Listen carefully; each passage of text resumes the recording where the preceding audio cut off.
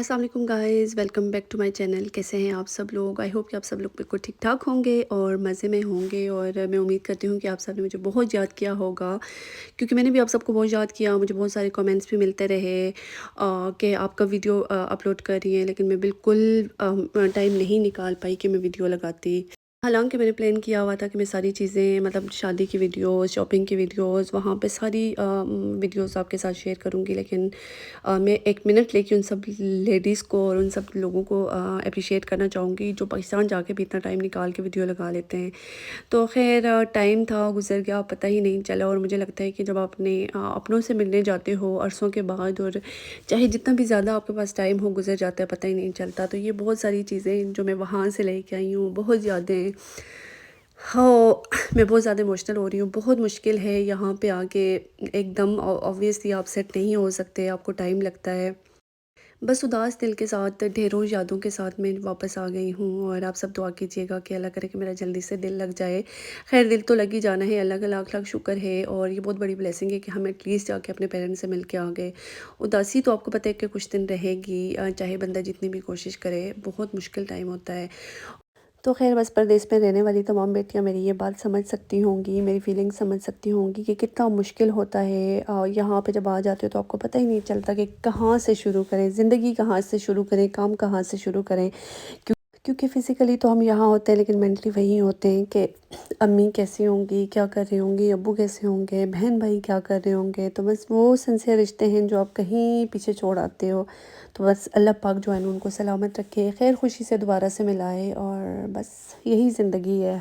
और ये जी कढ़ाई मेरे अब्बू लाई थी, अल्लाह आपके पेरेंट्स को हमेशा आपके सरों पे सलामत रखे। मुझे डीप सी और पाकिस्तानी कढ़ाई चाहिए थी, तो मैंने उनसे बोला था, मेरे जाने से पहले ही उन्होंने ख़रीद ली थी। और ये एक पैन था जो मैं बड़ा वाला चाहिए था। नॉर्मली गेस्ट होते हैं, आप कबाब बनाते हैं, रोस्ट बनाते हैं, तो फिर जो है ना, फिर आपको स्पेस आपके पास कम होती है, 2-3 गोज़ में करना पड़ता है। तो मैंने कहा ऐसा हो के एक ही उसमें करूँ। तो खैर गाइज़, उसके अलावा जो है ना, परफ्यूम्स वहाँ पे इतने अच्छे थे। अच्छा, ये सारी सजेशन मुझे मेरी बहन ने दी थी, और ये वाला भी उसने बताया था कि बहुत अच्छा है। फिर मैंने अपने हस्बैंड के लिए बाई किया, जे डॉट का था। और उसके अलावा जो है ना, एक दूसरा परफ्यूम था, वो बहुत ही अच्छा था। इसमें यह था कि मेरी बहन का था, और मैं गई वहाँ पे लेने, लेकिन मुझे मिला नहीं, और उसने मेरे बैग में डाल दिया। तो मैंने उसको बहुत मना किया, कहती है तुम चली जाओगी, ये बात मेरे दिल में रह जाएगी। तो खैर सॉरी, आज मैं थोड़ा सा मेरे लिए वीडियो रिकॉर्ड करनी बहुत मुश्किल हो रही है, क्योंकि वहाँ पे जब मैं गई, अच्छा ये भी मेरी बहन के पास था, उसको बहुत अच्छा लगा। फाइनली ये तो मुझे मिल गया लेकिन दूसरा नहीं मिला था। मैं उसे बिल्कुल नहीं लेके आना चाह रही थी, लेकिन समटाइम्स पता है, ये होता है कि बस उसके दिल में भी हज़ारों बातें और मेरे दिल में भी हज़ारों बातें। तो खैर जब ये मैं आई तो मेरे किचन में मेरे प्लांट्स वगैरह, मेरी एक नेबर है उसने उनको लुक आफ्टर किया। और खैर वो अभी नहीं थी, वो भी हॉलीडेज़ पे गई हुई आजकल। तो ये सारी चीज़ें सँभालनी थी। मैंने स्टार्ट जो है ना फ्रिज से लेना था, क्योंकि मसला ये था कि हालांकि मैं फ्रिज जो है ना बिल्कुल धो के साफ़ सुथरा करके गई थी, लेकिन वो बंद रहा है, जिसकी वजह से उससे स्मेल वगैरह आ रही थी। तो मैंने कहा कि पहले किचन से स्टार्ट लेती हूँ, क्योंकि जब किचन स्टार्ट हो जाएगा, अनपैकिंग करनी है, मिठाई वगैरह हम लाए हुए, मतलब अपने नेबर्स वगैरह के लिए, कुछ इनके फ्रेंड्स के लिए। तो जब तक ये चीज़ें अनपैक नहीं होंगी, तो तब तक हमारा काम जो है ना नहीं होगा। अच्छा, मैं प्रॉपर वीडियो नहीं बना पाई थी, लेकिन जब हम लोग जोड़ा लेके जा रहे थे, मेहंदी का जोड़ा और ये सारी चीज़ें, या कुछ पैकिंग वगैरह हो रही थी, मैंने काफ़ी क्लिप्स वगैरह लिए थे। मैंने सोचा था मैं आप लोगों से शेयर करूँगी, लेकिन फिर वही होता है कि जब आप पाकिस्तान चले जाते हो, बच्चे बीमार, सारी रूटीन डिस्टर्ब, बच्चे बीमार हो जाएँ तो फिर सारी रूटीन डिस्टर्ब हो जाती है। तो खैर इस वजह से फिर मैं बिल्कुल नहीं शेयर कर पाई। अच्छा, यहाँ पे ये मैं प्लांट्स वगैरह जगह पे रख रही थी, और ये थोड़े बहुत जो ख़राब थे, मैंने इनको अभी सेट कर लूँ। और एक दफ़ा ज़ाहिर है ये चीज़ें सेट हो जाएंगी तो तभी कुछ समझ में आएगा, क्योंकि अभी इतने ज़्यादा सूटकेस थे हमारे। 5 बड़े सूटकेस थे और 5 छोटे सूटकेस थे।